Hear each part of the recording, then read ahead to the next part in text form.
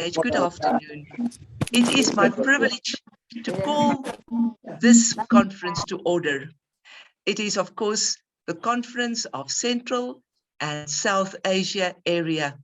And as you know, this conference is a digital event. Therefore, members of this area are connected with us and will be participating by Zoom. But there are also members from other countries. So we will now watch a digital presentation of the flags representing the countries of this area, which will be followed by the anthem of the Associated Countrywomen of the World, the Song of Peace, to the tune from Finlandia, written by Sibelius. So please sit back and enjoy this introduction.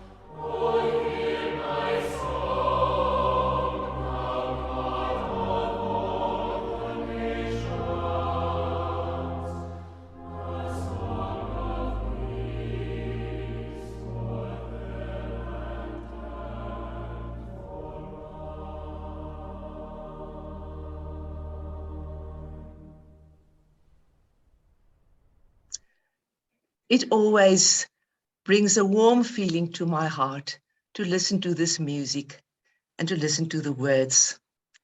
But now it is my privilege to welcome everyone to this conference, including members of the area, but also members joining us from other parts of the world, as well as board members, the Executive Director of ACWW, and the Chief Privacy Officer and Advocacy Director of ACWW. Please allow me to welcome in particular two former area presidents, Sister Vigi and Mrs. Tileka Pereira, and another word of welcome to Dr. Bolineni. May we all find this event to be informative and meaningful.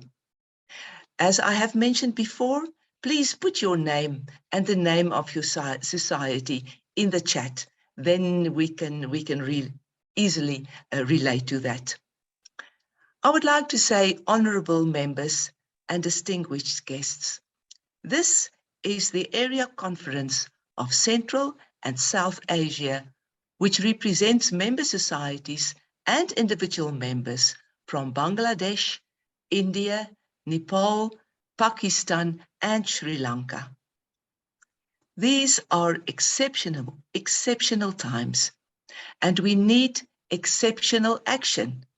And by conducting this online conference, we are acting in an exceptional way.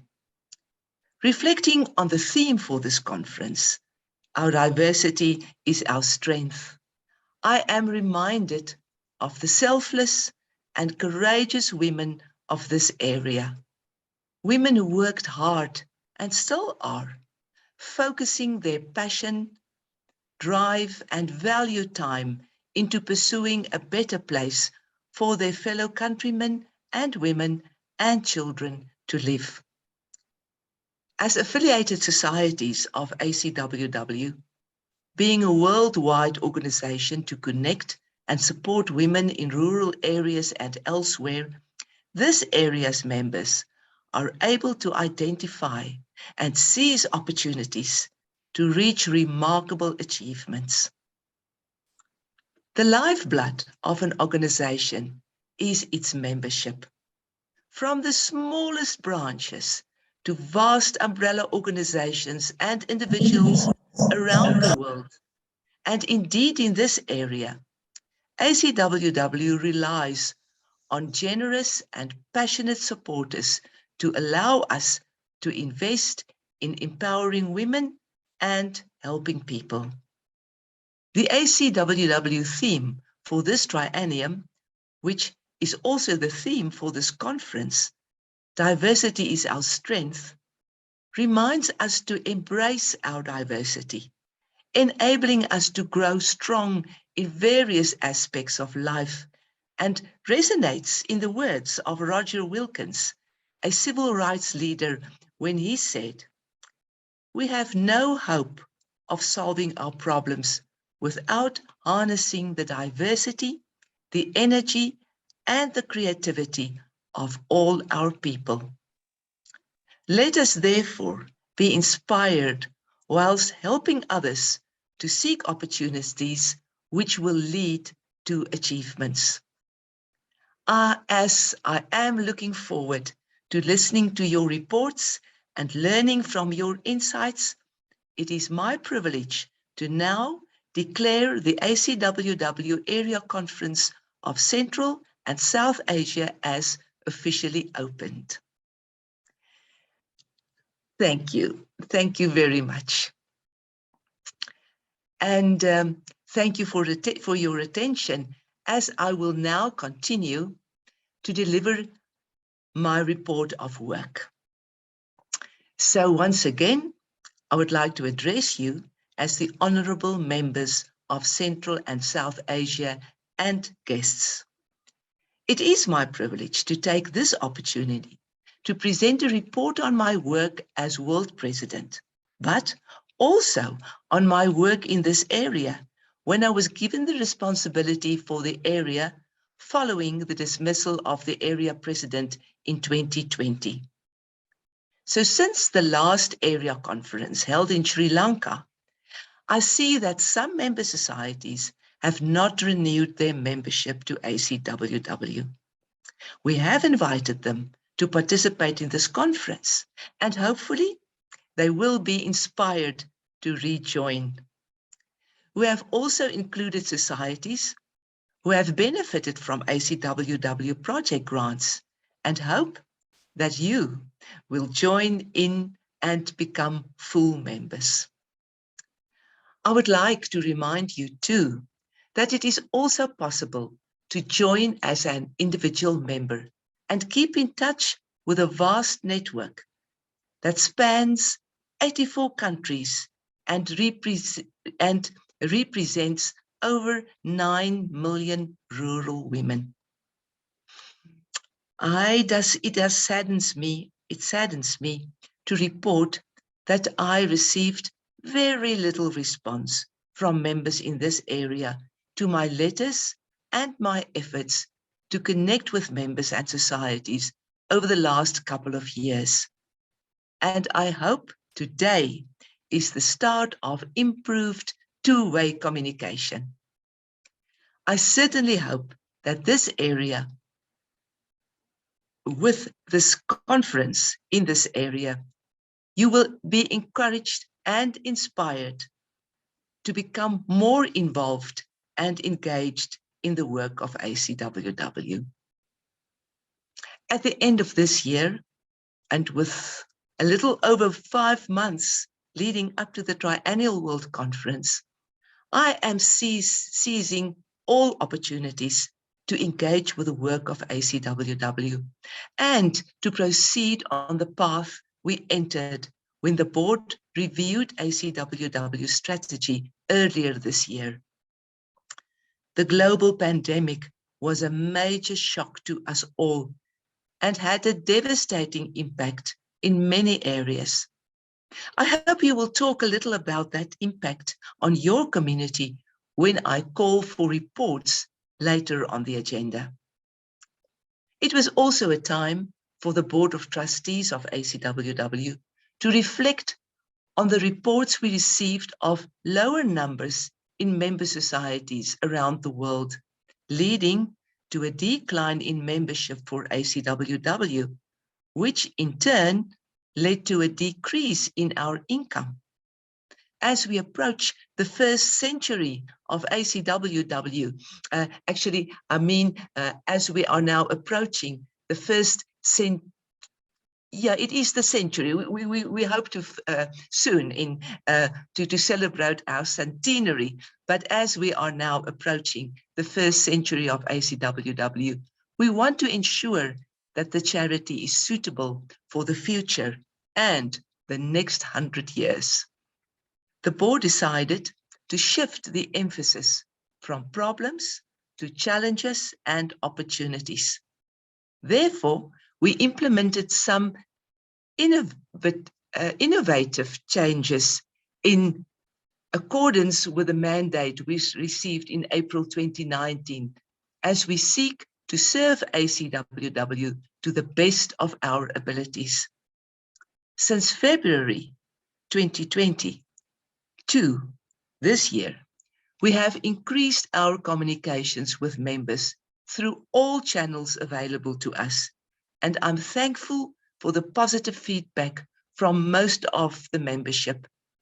The online questions and answers sessions were of particular importance. It is almost as if ACWW is also entering a new season, offering its membership new opportunities to participate and rediscover the value and impact of our beloved organization. The second edition of the Countrywomen this year covers all aspects of the board's decision to secure the future of ACWW without compromising the Constitution. With the onset of the new year in January 2022, travel restrictions in many countries were relaxed or lifted, and I was able to resume my traveling, which was interrupted in 2020. I have since paid a visit to Kuala Lumpur in Malaysia, which was the site visit, because that is where the 30th Triennial World Conference will be taking place in May 2023. Everything went very well, and meeting the Hostess Society and listening to their plans assured us that everything is in place for a very good conference. Please be reminded to visit the ACWW website to familiarize yourself with the abundance of new information, including everything you need to know about the 2023 Triennial World Conference, including the registration with a deadline set for the end of this month. Yes, please be reminded of that. If you would like to attend the conference, and please do so, but then make sure that you will do the registration because the deadline is the end of this month. In February, the board met in England, and the new strategy I have referred to was discussed and adopted. Then followed online meetings of the United Nations Commission on the Status of Women. I was unable to attend in person as I had contracted COVID. But in April, I was healthy enough and well rested to resume my duties. And in that month, 6 online meetings with members of the specified committees took place. In April and May, I continued hosting online sessions, which were specifically created for the membership to receive information, ask questions, and discuss the new strategy.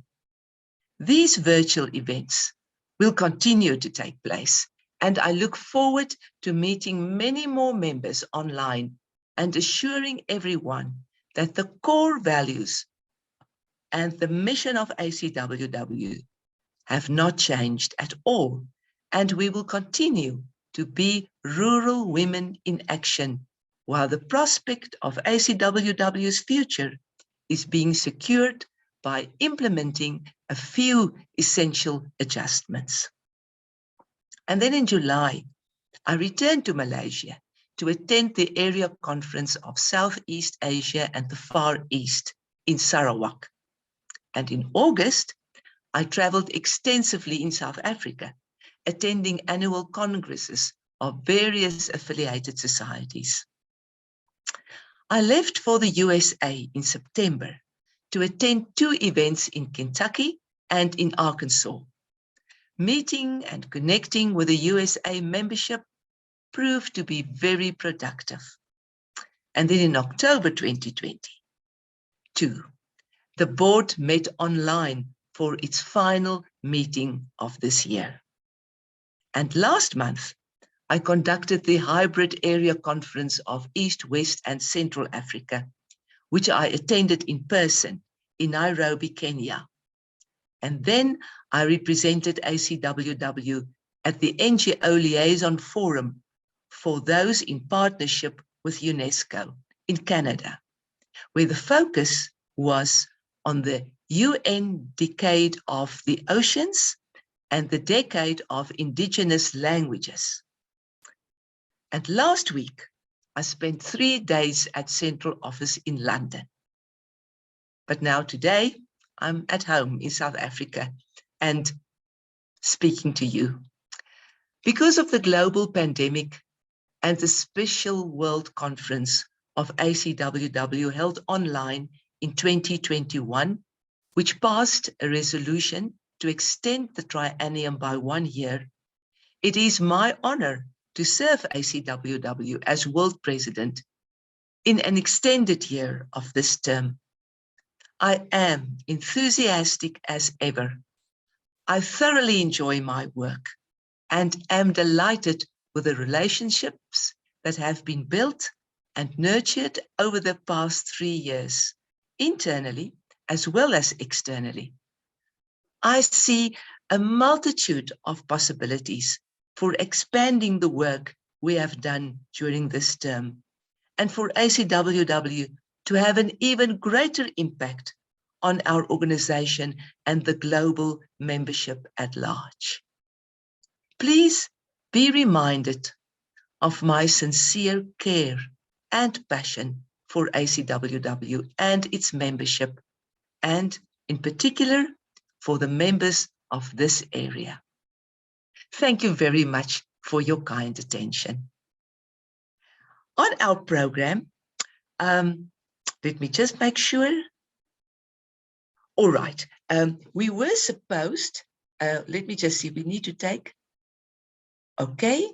I have just been informed that we are moving our program, moving our program to the next item because our speaker for this event is not exactly ready. There's a problem with the connection. So therefore, at this stage, I would very much like for Tish. Tish, are you ready? I've just received a note from Nick. If you will be so kind as to let us have your central office report, and then we will see if we can continue with the speaker, and after that, going to the reports of the societies. So now, please, I would like to call upon the Executive Director, Tish Collins. Thank you very much, Madam World President. I'm honoured to give a report from Central Office to this area conference of Central and South Asia. And it's lovely to see a few familiar faces in the audience. The triennium began in April 2019, following the Melbourne World Conference. Less than a year later, the world was plunged into a global pandemic, coronavirus, COVID-19. After worldwide lockdowns and travel restrictions, the board were concerned about the triennial World Conference scheduled for May 2022. It was decided to call a Special World Conference. The Special World Conference was held virtually in 6 sessions between 17th and 21st of April 2021, with the results of the voting announced on the 23rd of April. More than 150 people attended via Zoom and more than 2,200 people watched on Facebook. This was an historic event for ACWW with an overwhelming result, enabling the Triennial World Conference to be postponed to 2023. As Madam Chairman has already said, the area president elected in 2019 was removed in 2020, and the board appointed the world president to assist with the area. In preparation for the 30th Triennial World Conference, now being held in 2023, a conference circular went to all member societies with a call for nominations for board members, including area presidents, to be elected at the next World Conference. As none were received from this area, a further call was sent to societies just in this area. Sadly, no valid nominations were received. Therefore, under Rule 15.7.5 of the Constitution, the Board of Trustees must appoint someone, and the name will be announced at the Triennial World Conference in a few months' time. I hope that is the last time we have to have a situation like this, and after the next World Conference, all the societies are fully engaged and getting involved. ACWW is the largest international rural women's network. One of our strengths is that the membership learn from each other and share their knowledge and experiences.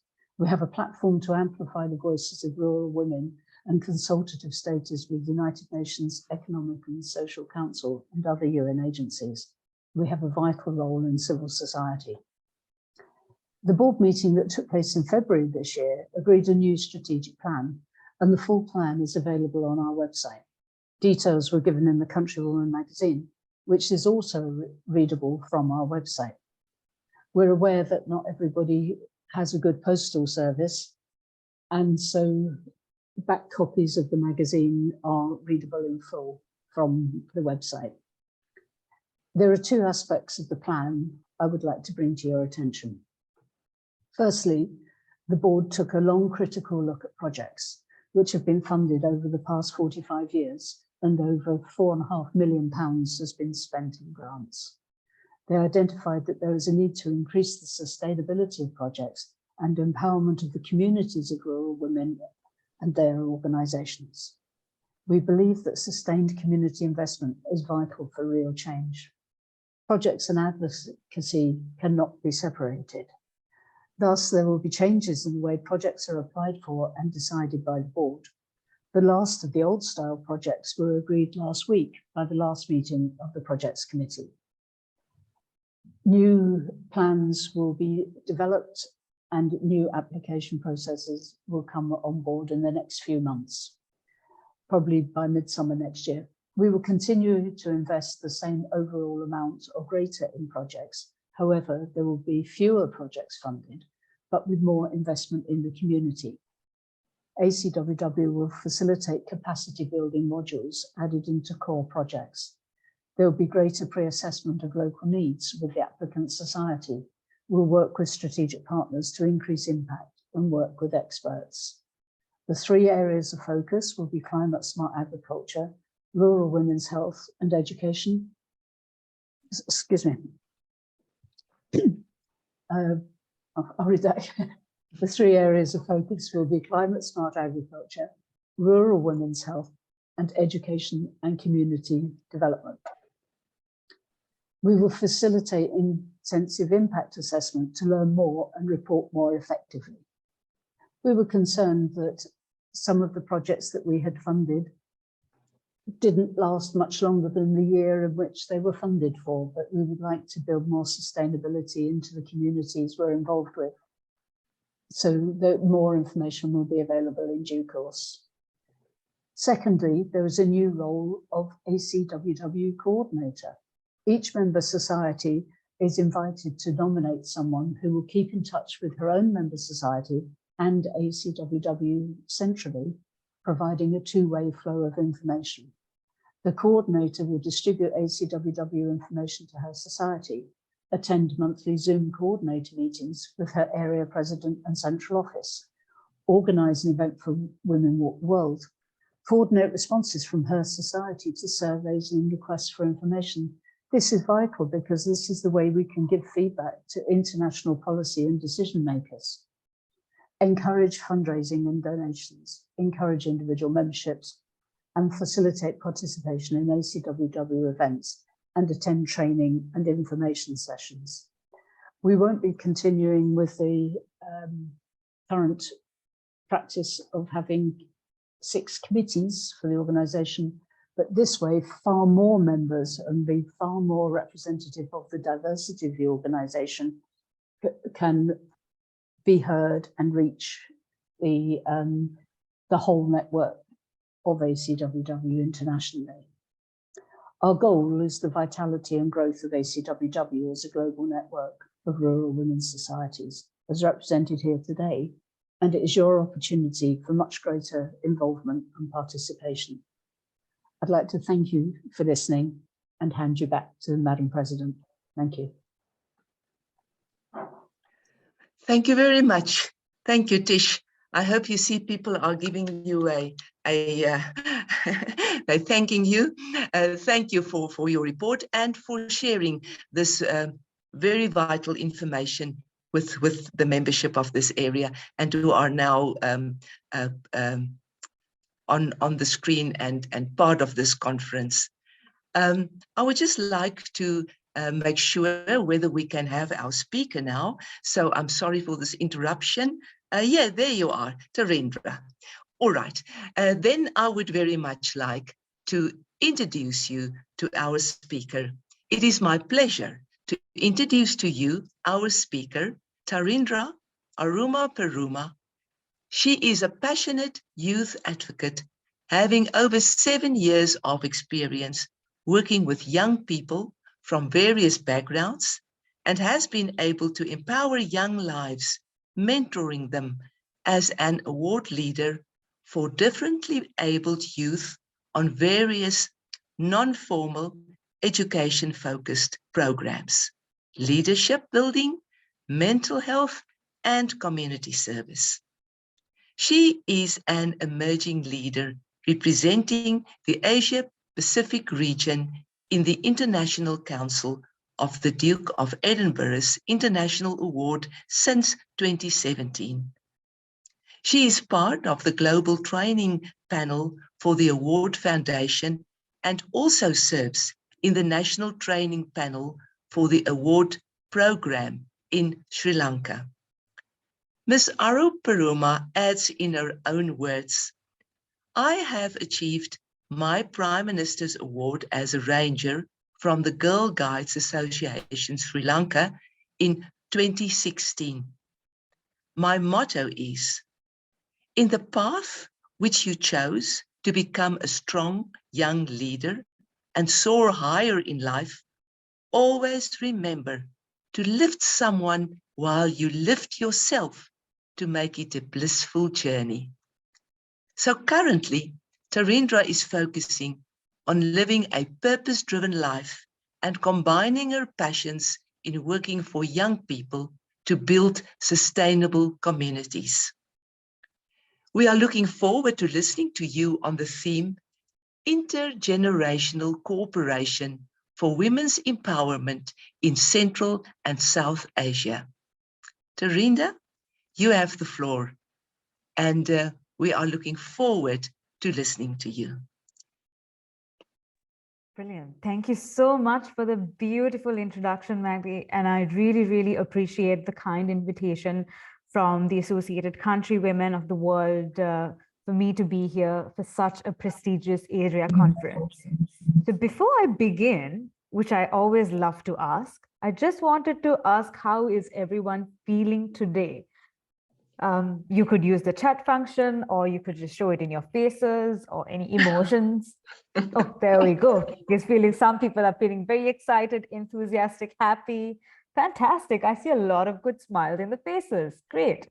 So while I ask this question, it's really important for us to understand and also reflect on how amazing and how inspiring would it be if everybody could have that blissful, vibrant smile on our faces. I know it's not realistically possible, but these conferences and togetherness of every powerful person and every person in the grassroots level, every person in the community is trying to do, to put a smile on everyone's faces so that we try to give the best to our best innovations, best thoughts, and try to make our societies great from normal to greatness. So one of the very interesting things that people ask me is, where are you from, Tharindra? And just to introduce a little bit about myself, of course, Magdie spoke a lot about it.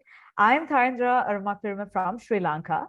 And I am involving myself in a lot of governance structures where I'm very passionate about intergenerational dialogues and combining young people for what their potential is so that we could make massive ripples of effects or changes in the community. And other than that, currently for my day job, what I do is I'm working as a manager for incubation services, which is mostly about empowering entrepreneurs. I might have interesting stories to tell you in my day-to-day job with an organization called Kock. So here we go, intergenerational cooperation, very broad, but very, very pragmatic and very much essential in countries or in areas like Central and South Asia. So I would like to begin to sort of reflect upon a couple of these barriers that really becomes the gap in not enabling us to achieve the intergenerational cooperation. One of it is, I'm going to spice up a lot of taboo topics here, but one is addressing tokenism and adultism, right? So one of the key things I believe, which I have also gone through, is tokenistic approaches for young people, where and also adultism. So commonly in this region, what I always see is young voices are always undermined or like delegitimized, right? Sometimes you don't really think about the powerfulness of their thoughts or perspectives and the innovations, right?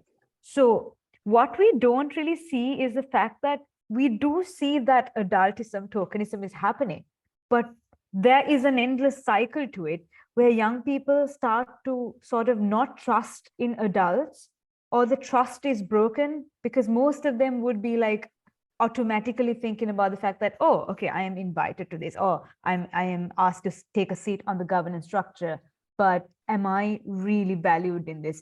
Are my perspectives really valid? So these are like common things, common thoughts that goes in young people. So other than that, it's such a rhetoric need that, you know, young people needs to be very much aware about the possible avenues that they have to get involved in when they're involving in feminist movement. So we as young people try to explore each and every path where we could get our hands dirty and get going about different problems. So one of the barriers is tokenism and adultism, which refrains us from involving in intergenerational dialogues. The second, I think adults can also agree on this. We have such a huge psychological barrier when it comes to young people, because during COVID-19 times, this generation, millennials and the Gen Zs have gone through such an exhaustion with burnouts and lack of space to rest, recharge, and also unhealthy competition, because they are in the path of growing their life from what they are to like making a stable career path and also trying to make a great financial income. But COVID-19 has made it impossible for us. So psychological barriers, if intergenerational dialogues could promote us in terms of having that safe space to talk about these issues and understand without having these generational gaps, or you're young or you're an adult, we really don't have anything in common, but rather will just accept us as humans who are in different experience levels, you know. And the next thing I would like to touch upon is the unequal power dynamics. So I'm not sure if everybody is aware, but in Sri Lanka, also in a couple of South Asian countries, what I see is the power dynamics is so not balanced, you know. So when in a local community, there are people who we respect, right? We respect our religious leaders or government officers, welfare officers. It comes with such power, but nobody talks about respecting each other, respecting human beings or whoever you are as a citizen. Mutual respect is something that sort of lacks in these communities. And also the role of clarity for young people. One thing is, we don't, sometimes organization always thinks about involving young people for just for the face of it, but rather than giving them the clarity of what your thoughts, what your potentials could be used for. And also like how it's different when it comes to top-down methodologies, because so my experience, this is a very interesting experience I would like to share. When I was a board director for one of the governance structures for the Duke of Edinburgh Award, I was always told as, you're too young to be involved in this, or you're too inexperienced. Or, well, I am very short, by the way. I am 5'1", right? And that also comes with my age. So I've always been told that you are short and too young. So that, I mean, thank God to the Duke of Edinburgh's award, I had the resiliency and I still believed in myself, or if not, it would be an actual soul crusher for me listening to these comments. So when it comes to these top-down methodologies, people would always expect you to be an adult when you want to approach a top person, right? Even though I work as a manager for day-to-day activities, people will come and ask me, can I speak to your senior who might be a bit of an adult, you know, even though I'm good at my job, or, you know, I am responsible. So it's, and the interesting part is the adult might have to come back to me again to ask, oh, Thaindra, so this person is asking, could you please clarify so I could answer them? So young people are supposed to prepare the adults, responsible adults, in order for them to properly answer. So I feel like this is such a mismatch. So that's one of my experience in governance structures, where when financial elements or budgets are always being spoken about, where we young people are always very accountable for what we take responsibility on. And when we always highlight about it, when we always say, okay, look, this is not right, and this is overspending, and the budget is not utilized, the KPIs are not met, we are always being asked to shush because you're too young, right? So is this what we want when it comes to intergenerational cooperation? And have we cleared out, or have we addressed all the inequalities in the society? I would really like to ask all of you, have we addressed all the inequalities that is prevalent in societies? I would like to get a thumbs up for it. If not, you could tell me your honest opinion. Do you think we have addressed inequalities? All of it? Let us hear from our participants. If somebody would like to share, what about this question?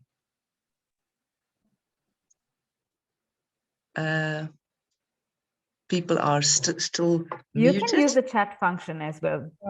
Sorry, I didn't get your question. Can you come back? Yeah, sure. So basically what I asked is, we have a lot of issues and problems in our societies, right? So we have all these disparities or issues working with young people. But my question was, have we solved or have we achieved like good things? I mean, have we cleared out all these inequalities in our societies? Like we have like a huge gender gap when it comes to pay scales. We have, women lacking in STEMs or science fields. So have we addressed all of these questions so that we come to an equal status? That was my question, if I am clear.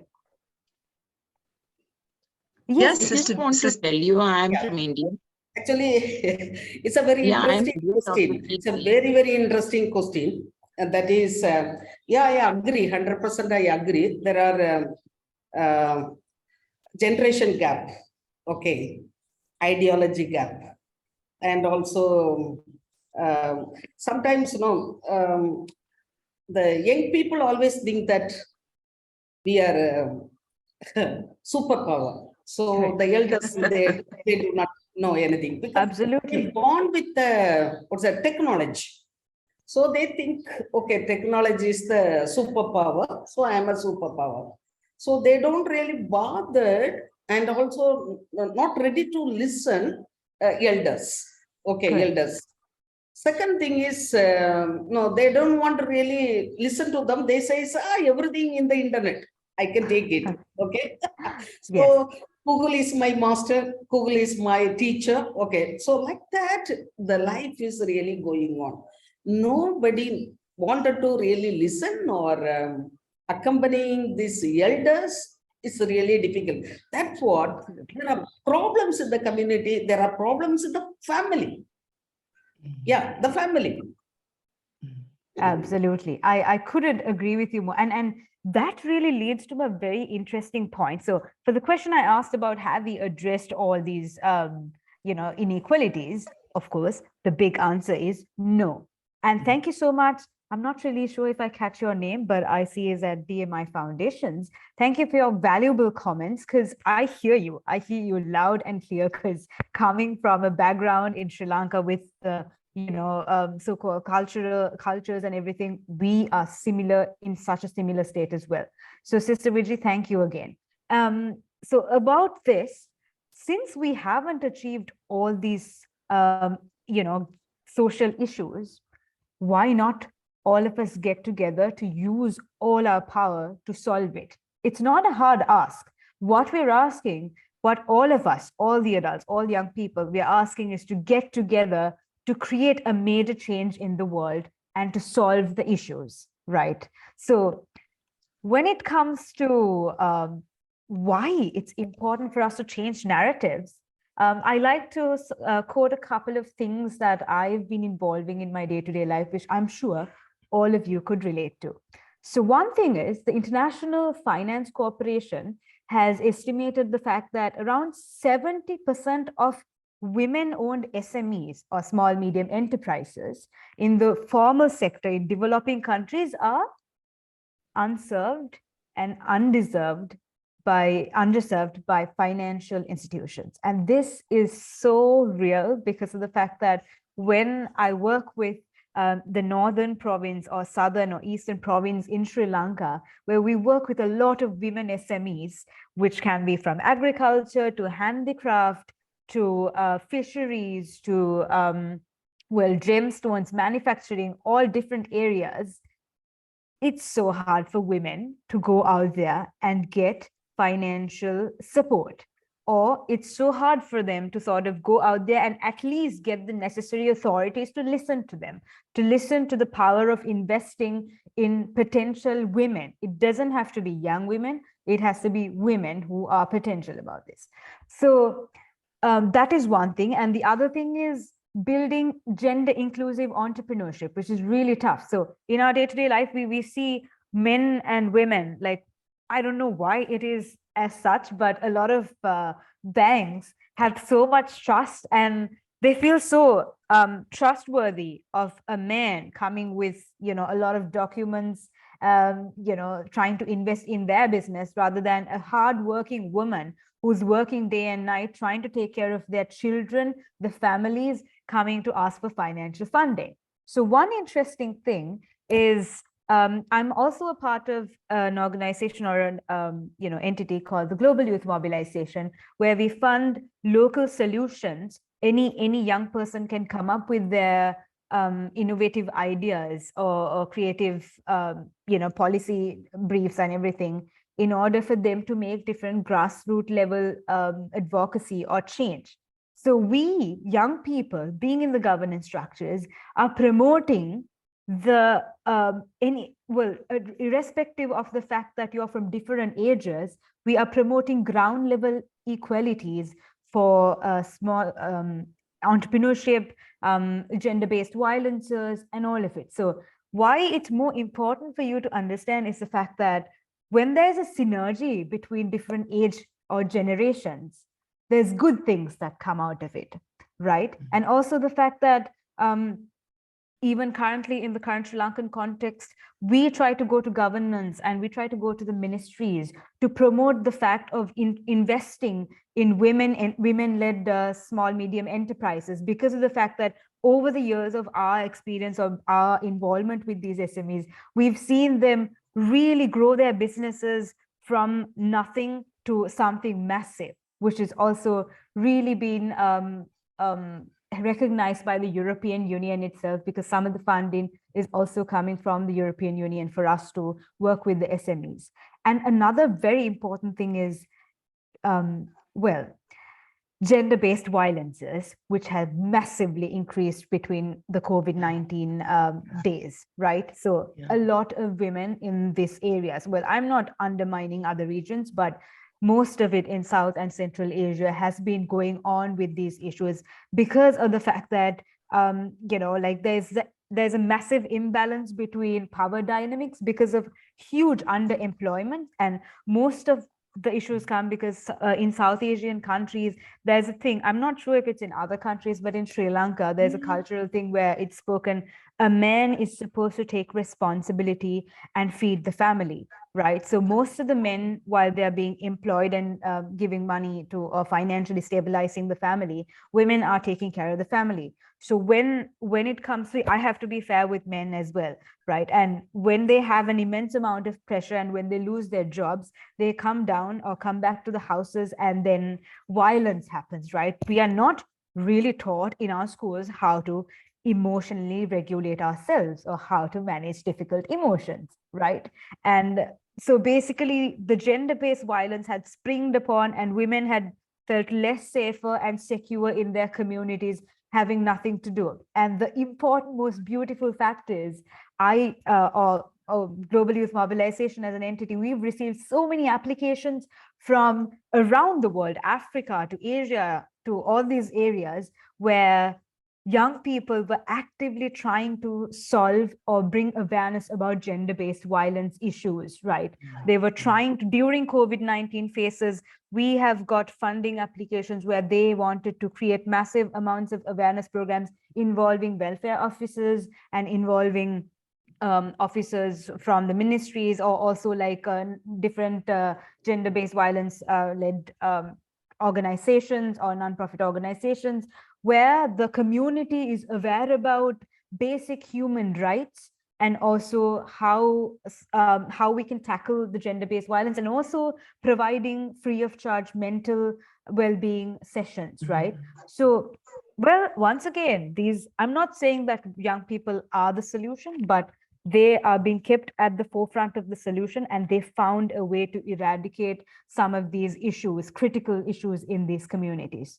So now that I've shown the importance of it, I'm going to answer Sister Vijay's very important question of how do we work with young people, right? Because it's very interesting, because sometimes in our families, we have lovely conversations, right? When we synergize, when our energies connect, we have amazing conversations about how can we develop as a family.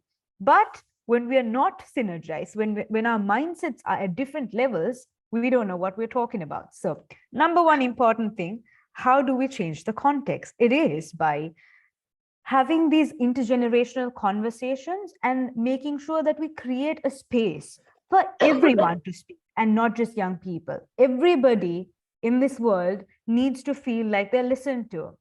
Very first instance is when I asked about from everyone, how are you feeling? I didn't see any dull face at all. Everyone was lightened up. Why it's so important is because you need to feel like you are being heard, right? We are not being heard. People don't have time to listen to the other person in this rat race of a world, right? So it's important for us as young people to also understand that adults have the need to feel heard, and adults to understand the fact that it's important to also, how crazy young people sound, it's important for us to sort of give them that space to understand. So these conversations are really important, and also having young people at decision-making tables, and also recognizing the intersectional and intergenerational discrimination that's happening, so that we as powerful women here and men here, we become the cycle breakers to make sure that it doesn't happen on and on again, but we take responsibility and accountable for making sure about intergenerational cooperations. And also the fact that it's really important for us to promote feminist leadership, because it brings innovative solutions for social issues. Just like we are doing here, we are all gathered here for a purpose, and we are bringing innovative solutions, at least having the difficult conversation. So as feminist leaders, I'm a feminist leader, and I feel that I'm very responsible for actively using my power to make sure that every social issue is heard, and also demand people who are responsible to partake in these processes to do justice. And the next is addressing stereotypes, and very importantly, ensure digital accessibility. So this is interesting because we have a need to sort of change a mindset dominated by adultism, and to replace it with recognizing the power of young people and also their mobilization. So like we very well discussed, social media plays a big role in it. And this is where young people technologically feel that they're heard, right? So if we can involve these powerful conversations of young people in this social media, we can replace their time of doing nothing to make a social impact, like putting their, well, how do I say, putting their time of not doing anything to something that really brings back some effect to a community. And also very important thing, which I like to emphasize, is that we always talk about, I am young, I'm an adult, but rather I always think in a parallel universe, I hope this happens, but understand, what if we really just saw people's CVs or people's strengths and weaknesses despite their faces, right? Imagine I don't have a face here, but I do have a list of documents about my strengths and my weaknesses, right? Imagine you think about a person according to the strength of their profile and not about their age. Imagine the impact we could create. So it's really important to understand the strength of an individual and profile them and recognize the power of their individual action, so that collectively we can make more out of it, despite of what generation we belong to, right? So even if it at times this might be very challenging to believe in these actions or the actions of one single person, I'm sure it's very challenging because of the political things that we face in our countries and how responsible some political leaders call them. Still, if we are to grow forward as a country, we need to invest in the power of individual profiles and give things based on meritocracy. So it's important that we create the chain of change through the profiles, and also, very lastly, to be accountable. One of the reasons I feel like we are not really going forward, or we are stagnant in our society sometimes, I'm saying that we are not always stagnant, but mostly we are stagnant, is because we are not accountable for what we do. We don't take accountability as an important aspect. But if we take our responsibility seriously, because leadership doesn't mean it's about power. Leadership comes with serious responsibility. And if we can't take accountability for us. We're not gonna have these powerful people being recognized so that we can keep the people meritocracy is a big thing. If we can recognize them and keep them at the proper places, then we can lead mountains and mountains to create beautiful change, because South Asia, I believe, is one of the most powerful regions in the world. We have such beautiful innovations. We have such amazing entrepreneurs, captivating, like Facebook, well, Twitter and all of these things. Twitter is now changed, but oh well, we have a lot of interesting entrepreneurs. And to say that women in this region have immense power, because the amount of societal issues and barriers you have to face, they are naturally resilient and naturally powerful people comparative to a lot of other regions. So let's invest in all our powers. Let's invest in power of communities and ideas so that we bring in a beautiful intergenerational collaboration in the future. So thank you so much, Associated Countrywomen of the World, for inviting me to this very amazing, to speak with the amazing set of people I see here who are great power plays or powerhouses, and wishing you all the very best for the things you do. Also remember that if you feel like you're so small, try sleeping with a mosquito, because you never can sleep with a mosquito. So you have immense power in yourself, and let's embrace it to change the world for a better place. Thank you so much.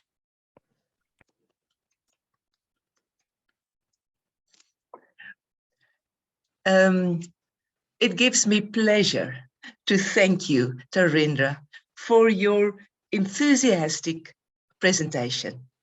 But not only the way in which you spoke, it was the wisdom and the knowledge that you shared with us. You brought an extremely relevant topic to our attention, as the interaction within generations plays a very important role in the well-being of a community, and indeed in the empowerment of women in this area. I want to thank you on behalf of everyone in the audience for sharing your knowledge and your insight. And I would like to thank you for challenging the audience with your questions and your views. And, you know, when you spoke about humans, we want to be recognized. You are so right, but also we need to be accountable for what we say and what we do. And on the other end of the scale, there are us who are, let me put it, more matured. And in a way, we have exactly the same challenges that the youth have, because very often it would be said, but you are too old. How can you think about doing something? Or you are too old. But it's like you said, it's not about our age.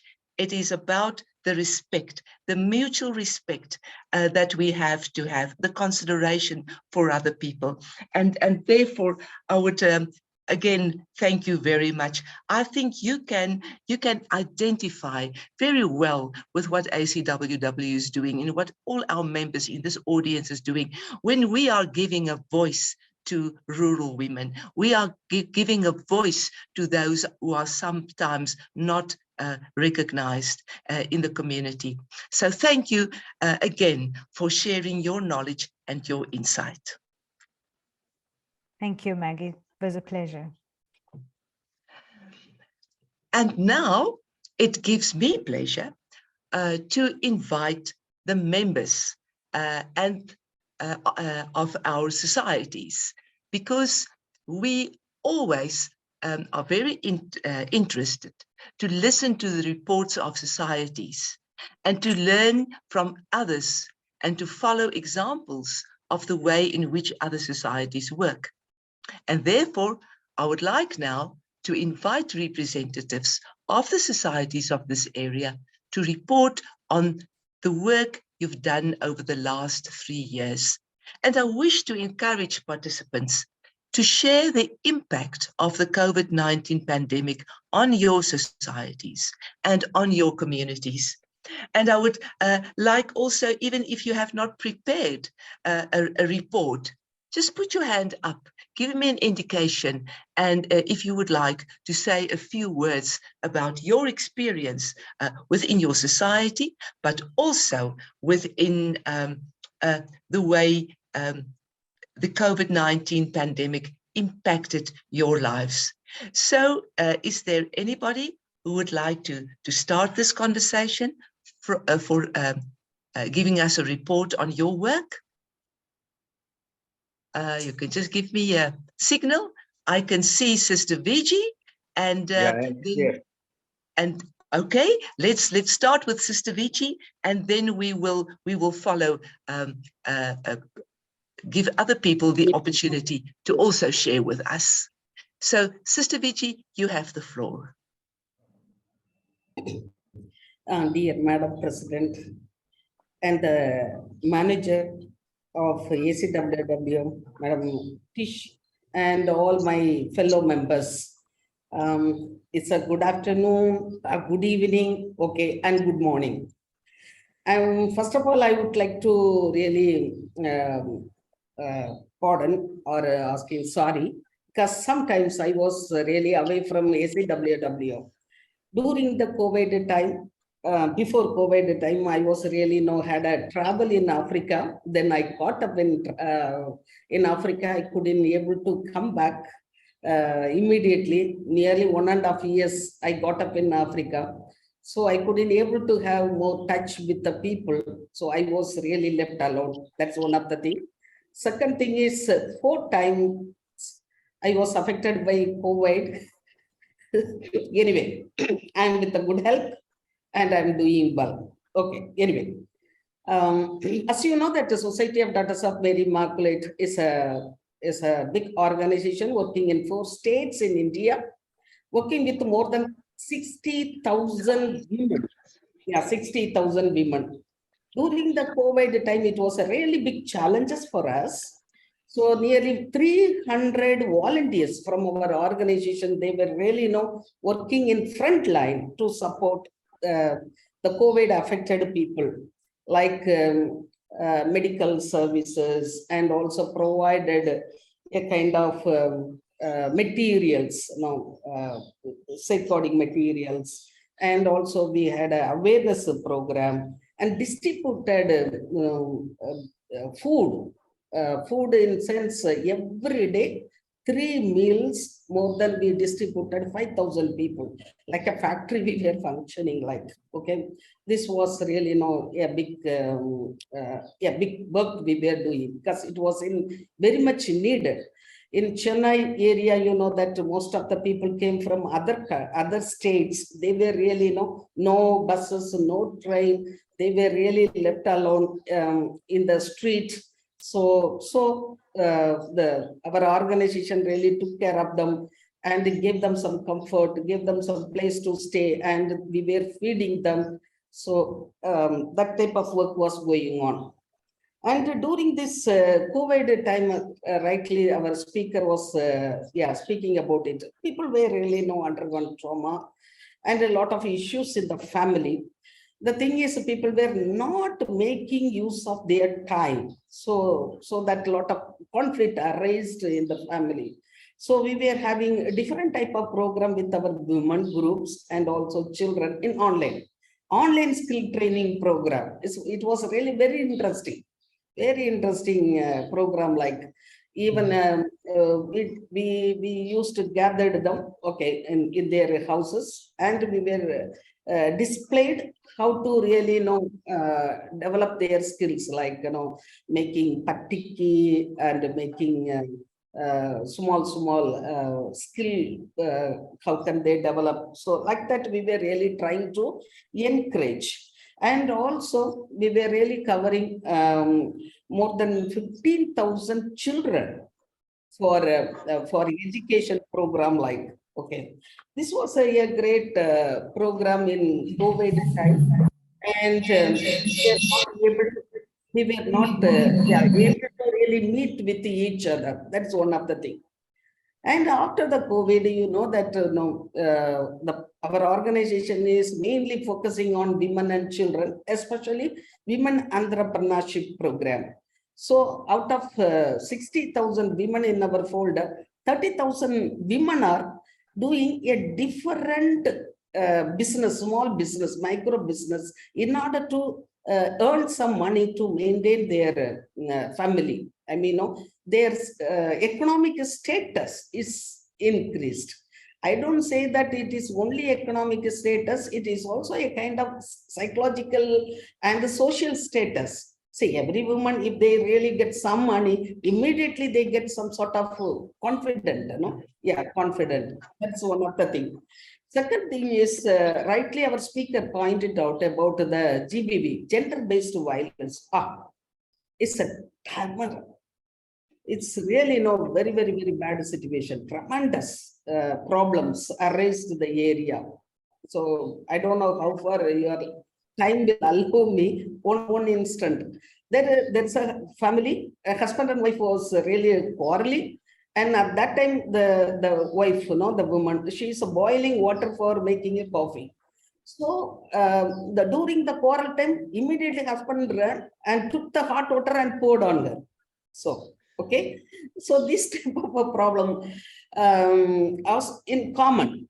But the thing is, just I wanted to ask her some question. You didn't give me some chances to ask. Anyway, sometimes people doesn't think about the violence against women. They take it, okay, it is my fate. Every woman in the family and the community, they take it, this is my fate. I have to accept it. We cannot really file the case. We cannot really go against of the men on a community or family or relations. They come and brainwash her to not to file the case or not to go against of him. Okay. So this is the situation. So among this situation, how we are really supporting this gender-based violence is a big challenges. Even we are with that. Okay. So our focus is with empowering women, especially in rural women, for their development. Okay, development as well as in equality. So thank you so much for listening to us. Thank you so much. Thank you very much. Thank you, Sister Viji. Thank you. You shared with us the problems and the challenges, but then also you inspired us with the online training that's been provided, with a large number of children and women. You've reached so many of them, and in various ways. And for that, we salute you for the work you are doing, empowering women. So thank you very much for your report. And I would like now to just mention that we have two more people waiting to share their reports. And in the first instance, Mr. Urandajasamy, your hand, I saw that first. So therefore, I would very much like to give you this opportunity, and then Dr. Kirti, if you could follow him. But first of all, we are listening to you. Thank you. Thank you giving for this opportunity for me. I'm Dr. Irudayasamy from India, Chennai, basically. We are working for tribal communities, especially for tribal communities. So that's during COVID-19 situation, the India is an agriculture-based, income-oriented country. So when there was a COVID-19 situation, the lockdown is enforced all these people without any jobs, without any income, and there is no employment. So many issues were with the tribal community, especially I'm talking about the tribal communities. And there was about a big situation of the women need to take care of the whole family. Already they are with the burden of carrying the whole family, like men and children, everybody. And this is again the double burden for the women during the COVID situation, to raise money for the whole family to support their food and their health and the other education system and all. So it's like a big issue for them. So in that situation, we started supporting the tribal communities, more than 15,000 people on grocery support with the support of many corporate companies. And also we vaccinated 4,000 tribal women for this COVID-19. And also that one major issue we found with that women was the availability of the napkin pads for their menstrual management, hygiene management. So that was a great issue happened in the during COVID-19 situation. The women couldn't get the napkin pads and like a disposable or anything else. So we immediately contacted the ACWW, and ACWW also great enough to support our organization IRDIP for this type of reusable, washable and cloth pad. So that was a great support from ACWW. And immediately we started the project and we started to produce the reusable, washable cloth pads. See that there are about 355 million people, women in India is using menstruation, and these people are using the single-use napkin pads and throw it in the water bodies or at the open air. So this makes the environmental problem, and also this single-use pad makes a lot of physical problems for their health, like there are so much of infertilities happen by using this type of single-use pad, and also a lot of health issues like vaginal white discharges like this, and I could not share more, itchings and all. So that's the reason we thought of thinking of reusable, washable clothes pads, which is environment friendly and healthily. Also physically, it is more friendly. So that's why we started manufacturing this type of reusable cloth pads with microbacterial cloth. So because of the single-use pad, they can use it, throw it out. But our pad is like 18 months, they can reuse it, wash and reuse it. It has the microbacterial cloth, so which prevents the microorganisms entering into their body. So that level, this microbacterial cloth helps them to protect their health. So we promoted this pad and we engaged tribal women during this COVID-19 situation, and we employed here, and then they started producing this type of reusable pad in their community and started selling to their neighbor communities. So one of these is easily accessible, affordable and available in the local communities during this COVID-19 situation. So this community, each villages, they started producing this reusable napkin, so circulated in their neighbor communities. So almost it by reaching by neighborhood communities like that, and are like a chain, link chains. So it covered about 20,000 people and almost in 6 months. And now we are reaching about 1 million tribal communities because of this. Network. 1 million tribal men are now using this reusable cloth washable pads. We created a awareness also why we need to use this reusable washable cloth pads comparing to the single-use pad. Single-use pad, already I talked with you, like these are the demerits and this is the merits if you go for the reusable pad. So now we are reaching 1 million in a year, and we asked recently, we met the government of Puducherry, the health minister, and also with the governor, Tamilisai. So she is a doctor also. She was very good understanding our issues. I talked about these women issues of using the single napkin pads. So we encouraged the governor to introduce this reusable pad in their state. So she appreciated our efforts and she said, we will do it we will promote this reusable, washable pad, environmental friendly, and the physically also it's a friendly match. So we are trying to reach out 5 million in a year in coming years. So that's a great success. We got it from the ACWW project. And we are just leading this project with the tribal communities with the support of local NGOs. We have a network called Consortium of Health Association in India. We are operating southern states like Kerala, Karnataka, Andhra, and Tamil Nadu, covering 300 NGOs. So with their support only, we could reach about 1 million tribal communities. We networking with the NGOs, CSOs, our locally available, and connecting with our network. So that's how we could reach it. And we will hopefully will reach it 5 million in 5 years. Thank you so much for giving that time. Time limits, I couldn't prepare it. But anyway, thank you for your wonderful opportunity given for me, ACWW, and the world president, also the Tish. Thank you so much. Well, Doctor, thank you for a good and inspiring report on the remarkable work you are doing. Your work, we would like to commend you on what you are doing, because you have touched on so many challenges in the tribal communities. And when listening to you, I find it remarkable and actually reassuring to know that you are giving attention and really promoting for women's health and all the issues that you have mentioned, that women are suffering, young women are suffering.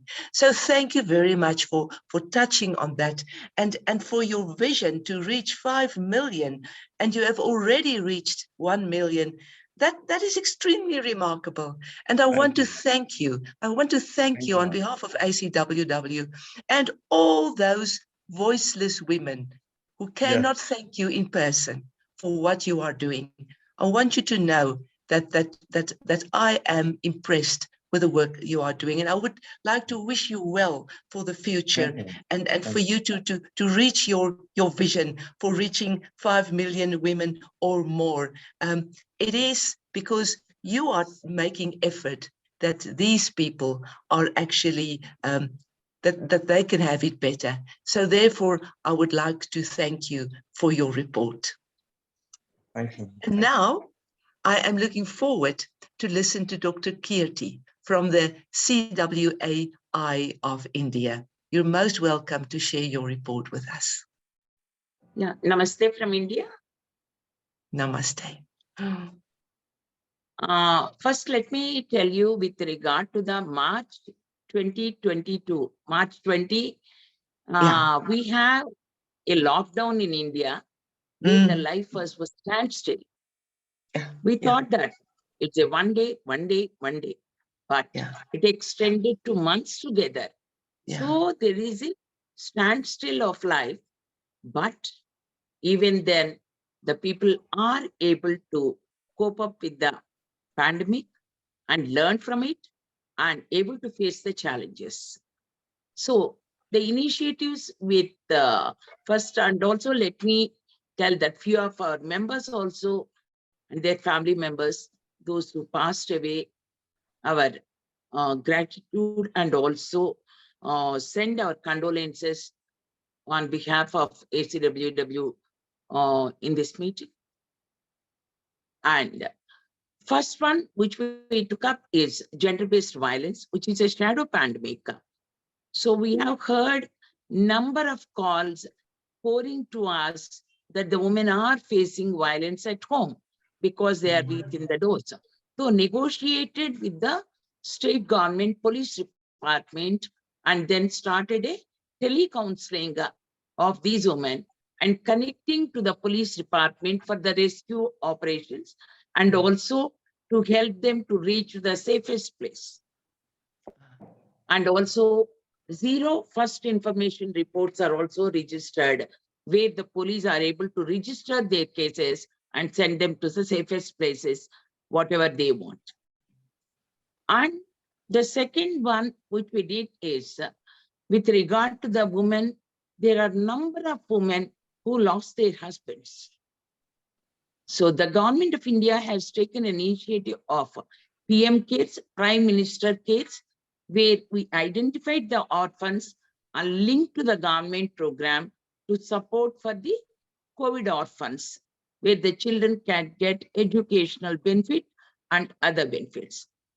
And we have searched that whether there is any scheme from the government side relating to the widows, COVID widows. It's not there. So to bring the attention of the government, we did a research study of the COVID widows and also the challenges women have faced and shared to the district administration and also to the government to bring the changes and also the support the widows are required. So at the same time, what we did is to bring the international attention, we joined hands with the UN Women Los Angeles chapter, and we have recorded the voices of the widows, and a webinar is conducted by them where I also took part in the discussions from the Los Angeles UN Women conducted, that is on India's COVID widows. It's a new humanitarian crisis. So that is being undertaken, and it has brought about the international attention and also how the women are facing the challenges. And this one which we took up is we don't want to keep quiet during the COVID. So took up two other things. One is started online health education program, and kind of encourage and a hope for the people. Yes, we can address the COVID. Yes, we do have these health challenges, but how to cope up, how to go ahead, way to approach. So we have conducted online programs with from the connecting with the government health department and medical schools, and conducted series of health speeches. And now also we are continuing it every month, talking about the health initiatives, the 1 hour program where it goes with 30 to 35 minutes, then followed by the question and answer session. It's very useful for the women and also the girls. Even sometimes their family members are also joining for it. And secondly, we did a study on the maintenance of women in marital discord. We have found that in foreign countries, they call it like alimony, where the woman separated from the husband, they go to the court and file that to maintain herself and her children. She can get the money from the husband every month or the periodically as specified by the court. But in India, we found that the laws are there, but one is the implementation is almost zero. And the second one is there is a gap in the law which has to be changed. So we did a study on it and brought out to the study report this year in May 2022 and shared to all the members of parliament, because the law has to be changed in the parliament. So now negotiating with the members of parliament, how to bring about a change in that law so that it is going to help hundreds and thousands of women in India who are going to courts, these things. And when it comes to the relief operations, we started with hand wash mobile units in March, early March, to address that. Hand wash is very important during the COVID. But once the lockdown started, we started working with the migrants with regard to their shelters, providing them food, and also providing them medical aid, anything is required, and also talking to the hospitals and providing them wherever they required masks and surgical masks, because in India, we had some ear problems also, ear infections also. It was happened in the second wave of the COVID. So that's why we help the health fraternity in supplying their products, and also for frontline health workers and the health functionaries, we have conducted a psychosocial support for them, because they are also in a burnout situation.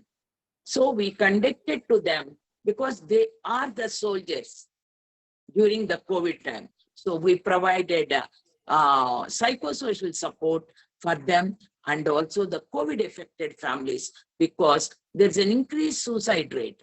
So that's why we started psychosocial support for those frontline workers and the COVID affected families, because we want to bring the health functionaries from a burnout situation. Hours together, they worked, days together, they worked. And some of the other initiatives we did is when the migrants are going on the roads, we provided them all the food, clothing, and maintained the shelters and provided food on the roads, those who are living on the pavements, and provided clothing and bed for the children small babies when they are carrying or on the shelters. And the another issue which we brought out and did is many of the women producers, those who are producing also unable to sell their products because everything is a lockdown. So we found that there is a online market options, we have to open it up. So started Vasavya FPO, where the online market facilities were started and then tied up with other Amazon, Flipkart, and others online showrooms also like Meesho and even HCL corporate. So we sensitized them and they started My eHeart. So that online sales we started and we continued because we don't know when again the pandemic comes and people still now itself they are gearing up. So we want to give them a kind of a permanent platform where they can produce it. So a platform is created for the women, 200 women producers, and they are selling the products. It's an online, and we made the women to learn the digitalization and how to attend for the Zoom meetings like we are all doing it. And they did an extraordinary job of attending for all these things. And besides this, we continue to work online and the other areas also where the member units of the CWI continue to give the relief operations and the counseling for domestic victims and aged care. Aged care is one of the things because the families, they themselves felt that they are burnout. So the aged care became a challenge in India. So we turned them into the aged care institutions and provided them medical aid, sanitizers, masks, and all the for the aged people. And also the people have donated with regard to the food items. So these are in a broad sense. And the last but not the least, in March 2020, the Golden Jubilee celebration of CWI India unit. But the lockdown has made us to change it and postpone it. So 2023 March, we are planning to have the hope the lockdown won't be there. And we are planning to have our Golden Jubilee celebrations. May not be because we thought that it may not be in the 50th year. Let it go in the 52nd, 53rd year. But let us have a celebration. So we are going to have it in March 2023. Welcome to each and everyone to join with CWI India Unit and give us a kind of a momentum and a spirit that there is a hope in life and we all can go ahead. Thank you so much. Well. Thank you very much, Dr. Kiri. I would also like just to mention how extremely disappointed I was when I was on my way to India to be with you with the celebrations. To tell you the truth, I was already in London when suddenly I was, of course, restricted and I wasn't able to move on to India. It was such a disappointment. So therefore, if you're talking about March 2023, I'm listening because, but also in March, as you know, I will have to attend the United Nations, the Commission on the Status of Women in New York. There I will be from the 4th of March until the 14th, but I'm just mentioning it. Perhaps you can just send me an email with more information. But Dr. Kiri, I would like to commend you on the extremely good work you are doing in the communities, but not only in the communities. Also, you mentioned about the migrants and people who are living under extremely unthinkable, difficult circumstances. You know, you mentioned about the gender-based violence and your approach to render assistance to the victims. Also that you have discovered the lack of assistance for the widows, and that they need the benefits from the government. And thank you for researching the problem so that you can go there with insight and with wisdom to speak to them. I think that is most encouraging. And then, pardon me, also the role you personally played in doing this. You mentioned about that. Also to initiate the online programs for people to be educated while they were in lockdown. See, you really took the opportunity to do something about it. And for that I would like to commend you. Then, like you mentioned, the gaps in the law. It is for us, like I've mentioned previously, to be the voices for people who are not able to voice their problems. So thank you for that.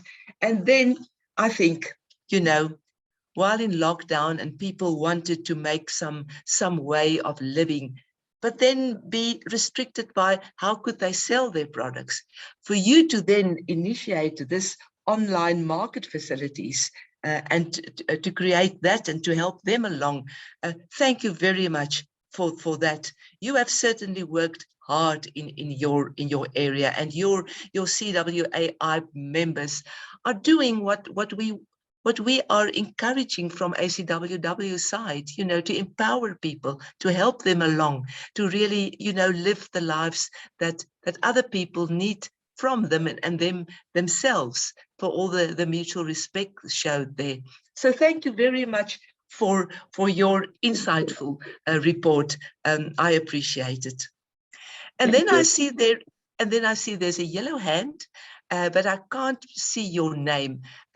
Edu, I see your beautiful orange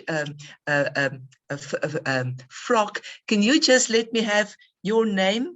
And then, of course, the floor is yours to please unmute yourself and share with us your name and your society. And then I'd like to listen to your report. Yes, I am Amada Priya in India from Tamil Nadu. Education, communication and development. COVID-19. As a preventive measure for COVID-19 pandemic, Indian government imposed curfew and lockdown since 24 March 2020. During this period, all people who depended income from their daily labor suffered for their survival.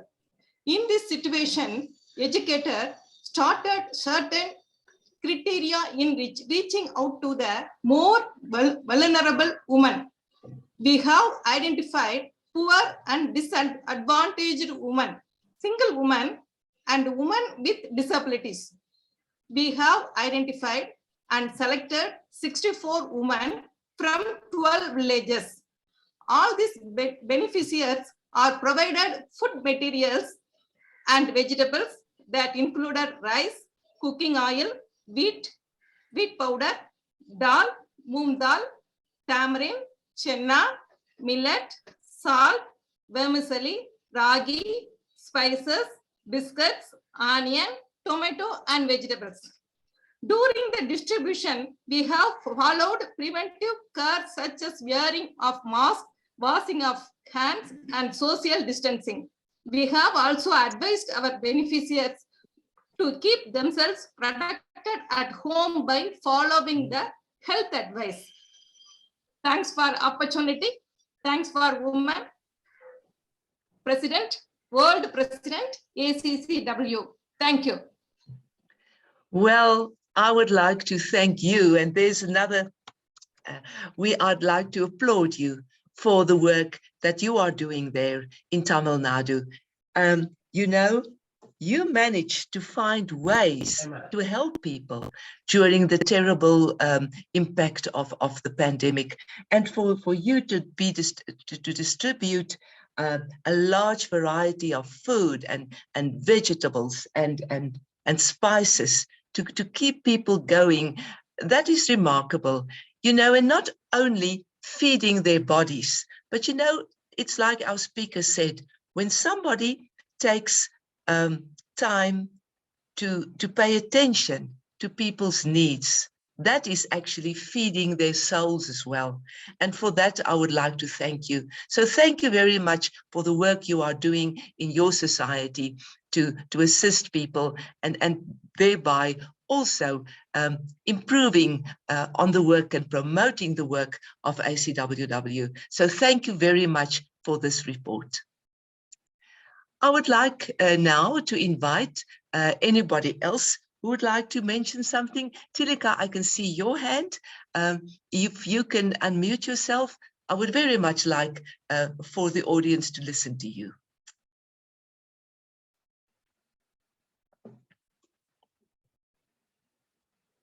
There you are.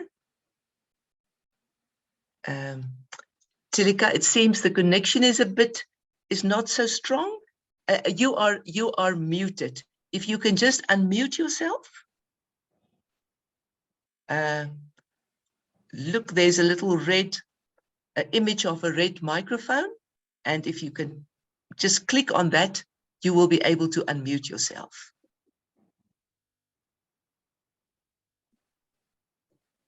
And we will be able to hear you. Still you are muted.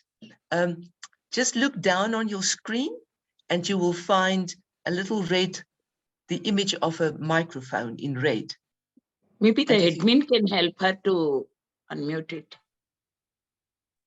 I'm afraid the admin has been trying, but I can't actually unmute people remotely, unfortunately, but I am sending her a message as we speak. Okay, so Tilika, you've heard Nick, he's trying to assist you. And in the meantime, if I can see if there are other people who would also like to participate in this part of our conference where we are reporting on the work. Okay, then Tilika, we will, as soon as you have, if you're able to connect and to unmute yourself, just give me an indication again, and then we would very much like to listen to you. Okay. Well, hello. There's a voice. Who's that? Dr. Kiati. Who's speaking? Yeah. Good evening. This is Akila from Rose Organization. Okay. Hello. Can you hear me? I can hear you. Let me see. I can't see you at the moment, but Ahila? Yeah. Yeah. There you are.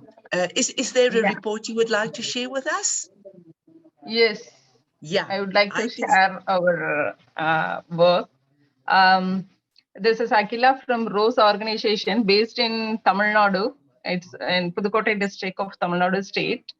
Actually, after COVID, we are working with small and marginal farmers, youth, adolescent girls, and fisher people in our district. We are promoting a sustainable agriculture among our farmers, particularly we are focusing women farmers. We would like to recognize women as a farmer in our area. So we are working with women farmers, and also we have a Fisher Folk Federation called Bharati Fisher Women Federation to raise their voice for their basic rights. And also we have a youth group for ecological rights. We have a village level youth group and school and community level eco club, children's eco clubs in our area. After COVID, our farmers and our women are facing a lot of problems because in our district, we are nearly having 80% of area is rainfed area. Our farmers are struggling to harvest and struggling to market their produce to the people. So we create a marketing space for those people, and we tie up with the government department. We create a marketing opportunity to them to sell their products during the COVID time, and as well as we train our youth people to prepare the hygienic material, the disinfectant material by using the herbals, and they daily they prepare the disinfectants and they use to protect the villages from the COVID-19 virus. As well as we train our youth team to prepare the mask by collecting the cloths and prepare the mask and distribute free distribution of mask to their community people. Likewise, our youth team are engaged, and as well as we actually we have a farmers producer organization called Pudukkottai Organic Farmers Producer Organization, which was nearly 1,155 farmers are the shareholders of the company. Nearly 65% of percentage or women shareholders. Through this company, we provide healthy and the what is that? The health nutrient rich food items to our shareholders as well as the community people to create the immunity level. To increase the immunity level, we provide half gram and the millet-based health mix as free of cost to our farmers group. Nearly we reached out to nearly 5,000 people, and also we trained the community women group to how to prepare the healthy millet-based snacks item out of minor millets, because the our children are they are in need of snacks items, but it's unavailable during the COVID lockdown situation. So we train our community people and prepare themselves and provide their children as well as the nearby village children. And also we provide the for adolescent girls, we provide the healthy for hygienic material, no, the napkin we provided to them, as well as we purchase the vegetables, because the farmers are not able to sell their vegetables. It's a perishable item, so we purchase the vegetable from our farmers and we distribute the vegetables to the consumers, because we access permission from the government to sell the vegetables through some vehicles. We got permission for 3 vehicles, so we purchased from our farmers and we sold out the vegetables to the needy consumers. Likewise, we create a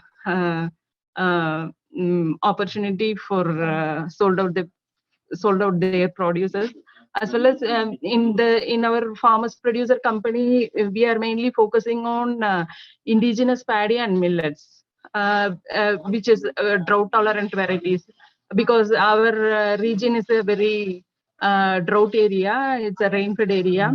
So for last 2 decades, we didn't receive enough rainfall to cultivate their crops. So farmers are migrated to other places to search of jobs, as well as our adolescent girls and children are discontinue their education and go to the spinning mills and other mills to searching of jobs. So to prevent these issues, we are involved. We are promoting we are conserving 62 indigenous paddy varieties and 7 varieties of millets in our area. We provide seeds to our farmers and we procure all the farm producers from our members as well as the other farmers, and we are involving in primary and secondary, tertiary level of processing in our premises. We are sold out our products throughout India. The net profit is shared as dividend to our shareholders. This is our.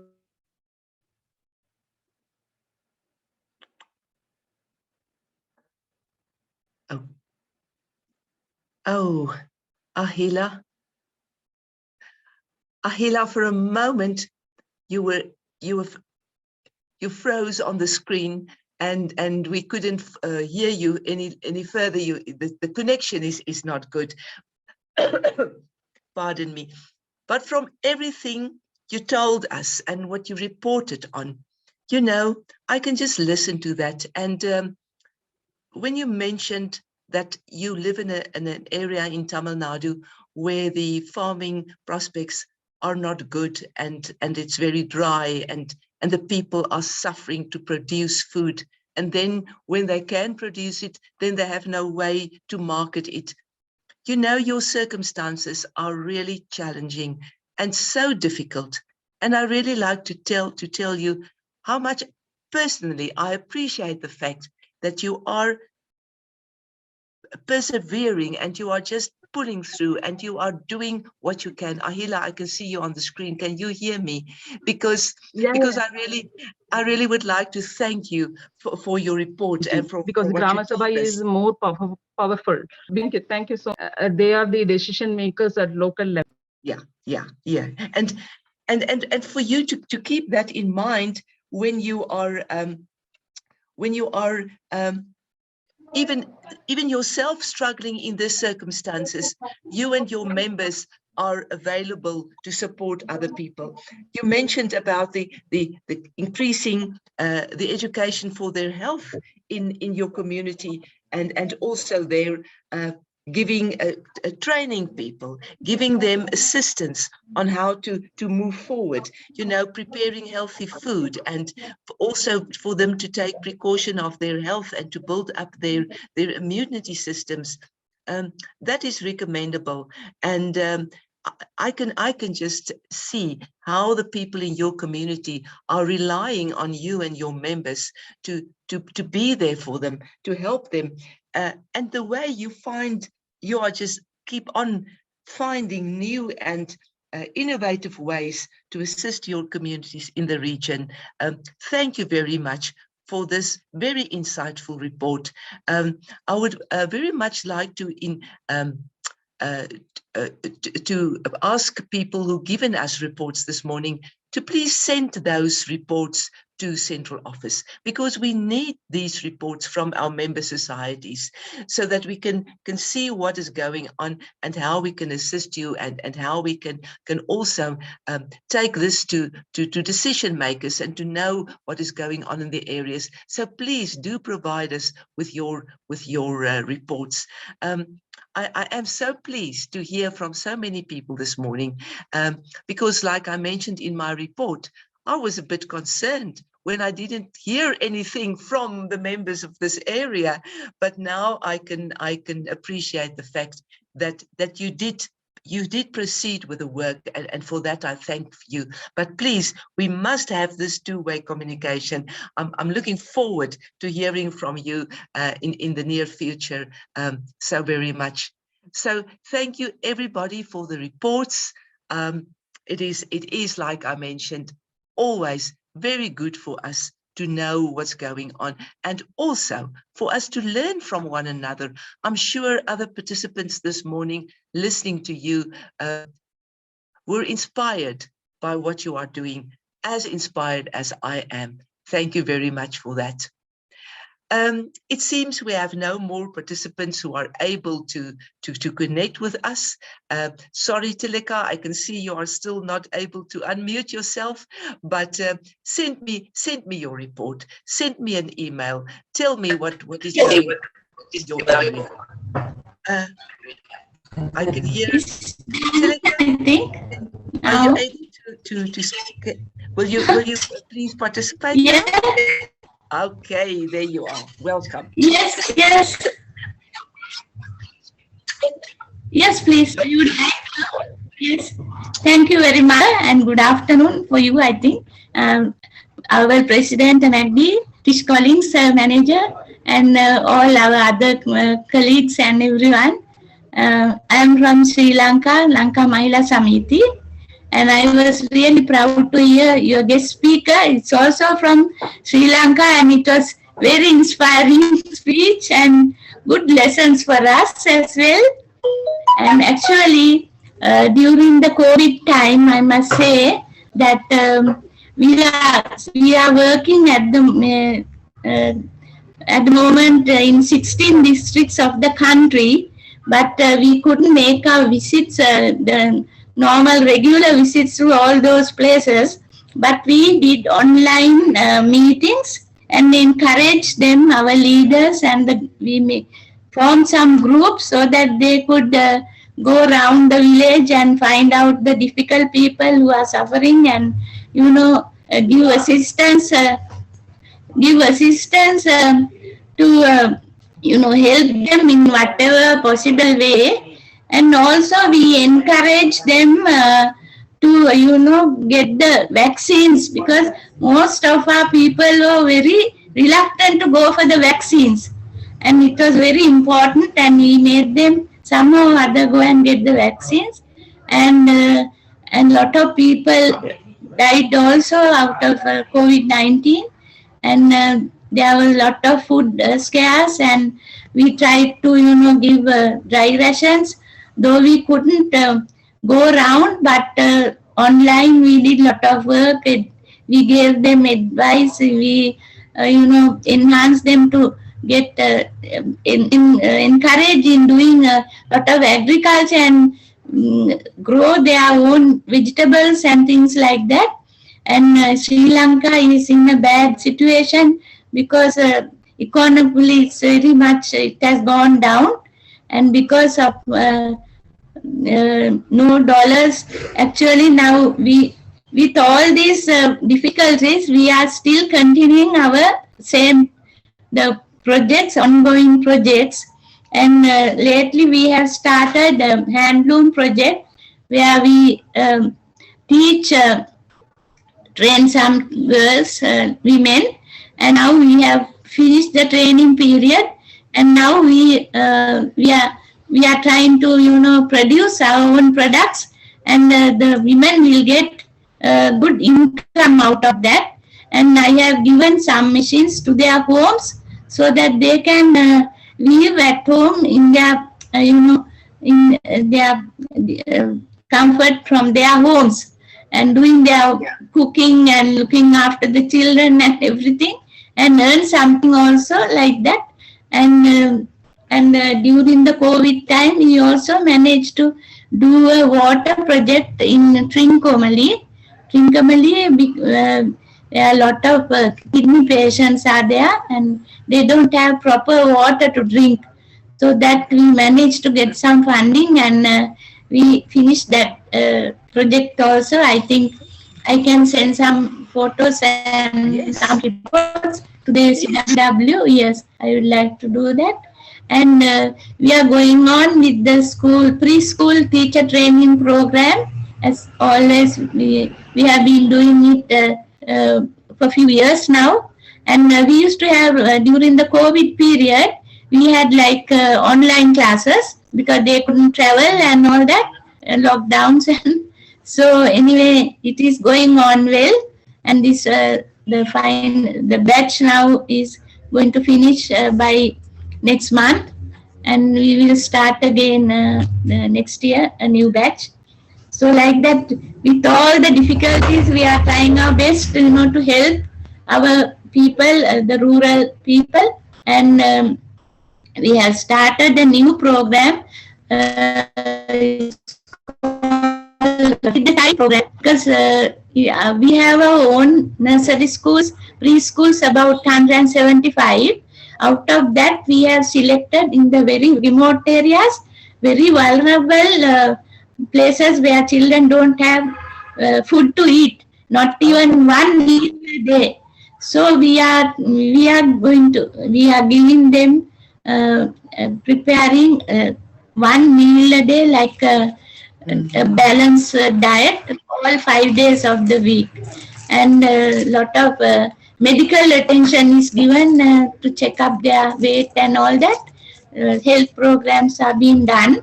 And also, as the other gentleman spoke, we also did this, we are still doing this sanitary towels program, because now most of our rural areas, the young girls, they don't go to school when they have menses, because they don't have a proper way of, wearing some, because the sanitary towels in the market is very expensive and they can't afford it.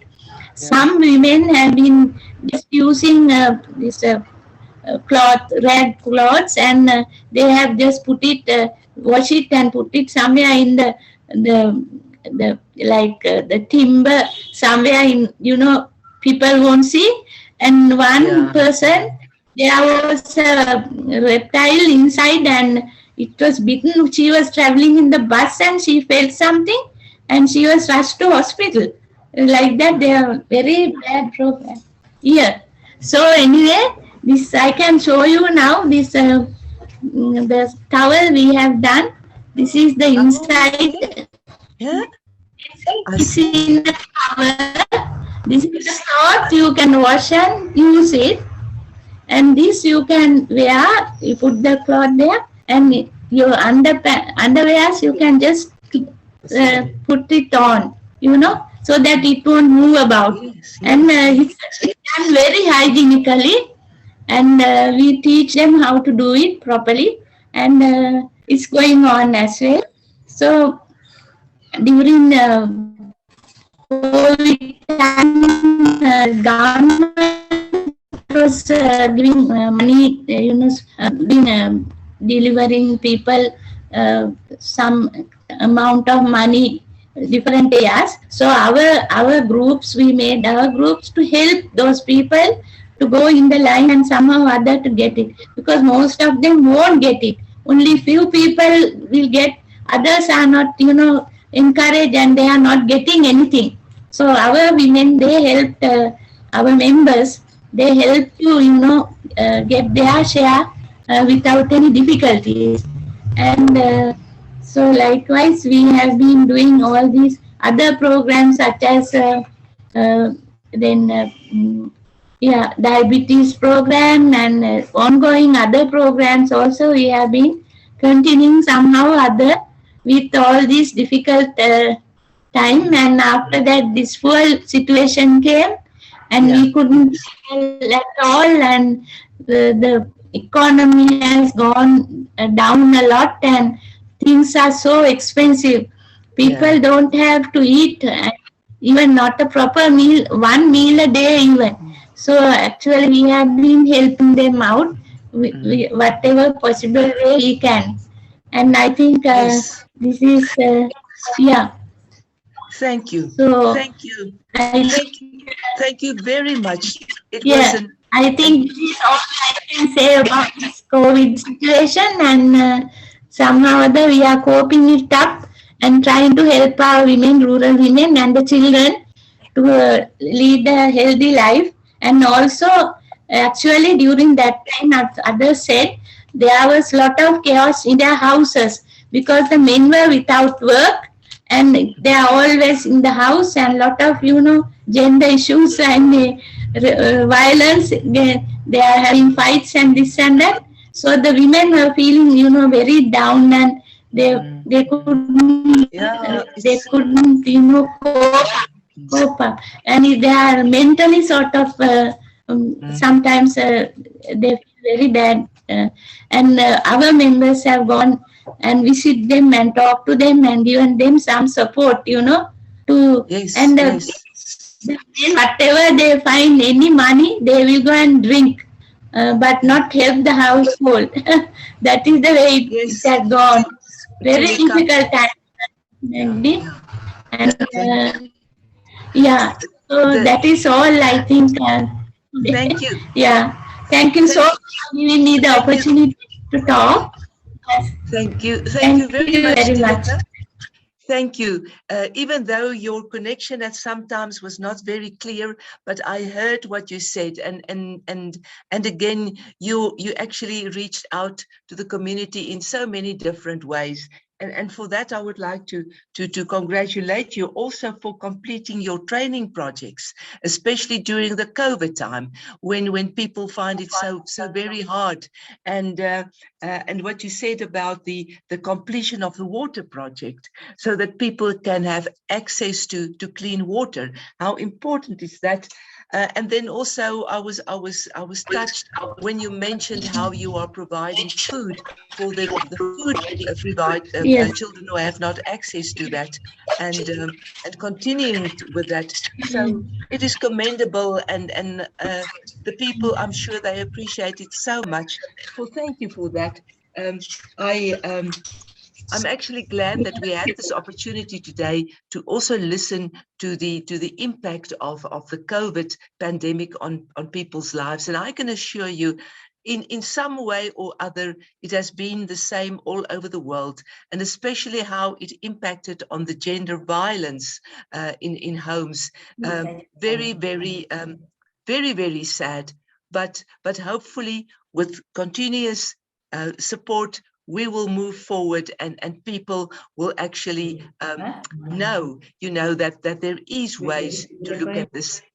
We have time for one more report. I'm happy to give the opportunity now. I don't see her name on the screen now. There she is, Sabitri. We have time for your report. And after Sabitri's report, then we will have to conclude the conference. But at this time, Sabitri from CWAI, we're listening. We can listen to you now, please. Okay. Namaskar from India and northeast part of India. We are from Assam, and our national president CWAI, Dr. Kirti, has narrated everything. Just on behalf of the CWAI India, I want to extend our gratitude for arranging this our area conference on this online. Because the COVID has taught us so many things, especially the digitization boost. That's why it is the opportunity to meet each and everyone and share our thoughts. Already we have discussed so many things on COVID, the sufferings and the lessons we got from the COVID-19. That means the positive side of so many positive side also there I have seen, because the family get together. It is a family rebuilding. The COVID taught us the family rebuilding. That means to take care of our nature and the pollution free, because the lockdown gives us a pollution free status and the free time for the wildlife sanctuary. They can move. That means and helping each other, the humanity. That is the humanity. That means we have lost in the 20th century, in the 21st century, the humanity already. We felt that but the COVID-19 taught us the lesson of humanity. So already we discussed so many things. I don't want to repeat each and everything, but I want to extend our gratitude for the ACWW and Tish Collins and our Honorable President Magdie for arranging this thing and this much. And so much thank you from CWAI India. Dr. Kirti is the national president. I am the working president, and hope to see you at Malaysia. Thank you very much. Sabitri, thank you very much. Thank you very much for your kind words and for your encouragement. I do appreciate it. And it's good news that we will meet one another in Malaysia. I would like to point out something. You know, what you did today was to bring a positive way to ending the conference by pointing out to us all the positive things that also happened during the COVID pandemic. It has been, and it still is, a terrible time, but at least you have shown us that there are some positive elements to it. And I thank you for that. I certainly do. And what you mentioned about the humanity, yes, we are there to take care of one another. And during COVID, it really pushed to the forward how people can be engaged with one another to show humanity and to show love and to show support. So, Sabitri, thank you very much for your participation. And I would like, before I now will conclude the conference, to just thank everybody for your reports. And I would like you to please take my best regards and my appreciation to all your members. Let them know that we as a board in ACWW, we appreciate what you are doing for your communities and what your members are doing. So thank you for that. So on this note, this positive note, I would now like to give some thanks and acknowledgements. And I would like to say, dear members of the member societies of this area, and Honorable Ms. Tish Collins, the Executive Director of ACWW, Mr. Nick Newland, the Advocacy Director and Chief Privacy Officer of ACWW, and also our honored speaker, Ms. Tarinda Arumpara. Thank you very much for being here.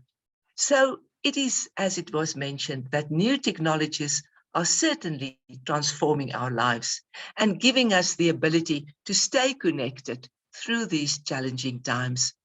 We just have to seize all these opportunities and make the most of it, as we did today, and certainly you have also done in the recent past. Many parties have contributed to this successful conference, and it is my privilege to take this opportunity to present appreciation and thanks and to acknowledge the assistance of many. I certainly want to commend everybody who has made this virtual conference possible. Thank you to the members of staff, Mrs. Tish Collins, for her informative report, for sharing valuable information about ACWW, for organizing this conference, and for drafting the program. Mr. Newland, thank you very much for facilitating the virtual process of this online event. And to our dear members attending this conference on various digital platforms, a sincere thank you.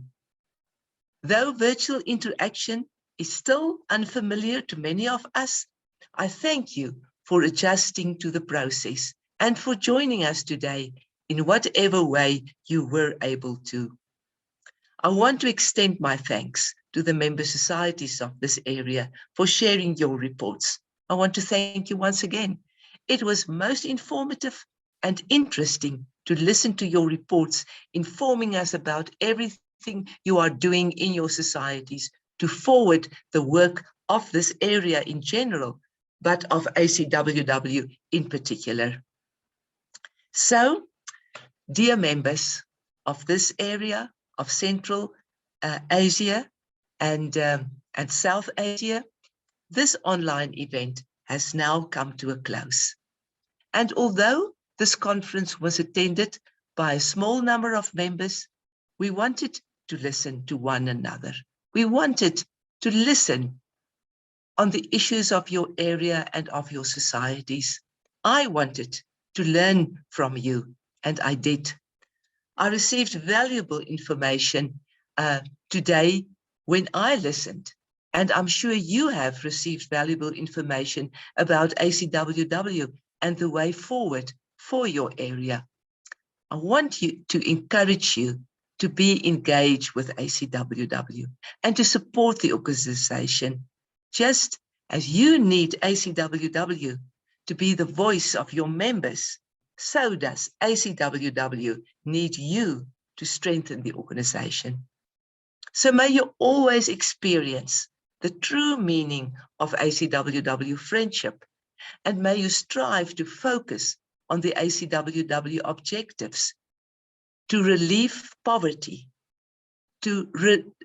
also for the relief of sickness, and to protect and preserve health, and for the advancement of education, particularly for women and girls. And again, thank you to our speaker. I've already thanked her, but once again, thank you for your participation and your time. And with this message, I now declare this conference as officially closed. So in the closure to this conference, we once again will listen to the beautiful instrumental version of the Song of Peace. And then I bid you a friendly goodbye. Thank you very much for attending this conference. I really appreciate it. We are going to listen to the music now. And as I said, goodbye. Be blessed and all of the best for you. Bye. Thank you.